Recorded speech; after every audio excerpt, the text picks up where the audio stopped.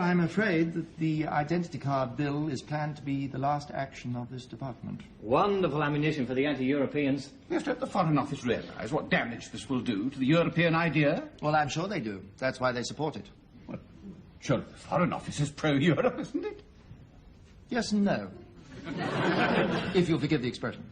The Foreign Office is pro-Europe because it is really anti-Europe. The civil service was united in its desire to make sure that the common market didn't work. That's why we went into it. What are you talking about? Minister, Britain has had the same foreign policy objective for at least the last 500 years, to create a disunited Europe. In that cause, we have fought with the Dutch against the Spanish, with the Germans against the French, with the French and Italians against the Germans, and with the French against the Germans and Italians. Divide and rule, you see. Why should we change now, when it's worked so well? It's ancient history, surely. Yes, and current policy. We had to break the whole thing up, so we had to get inside. We tried to break it up from the outside, but that wouldn't work.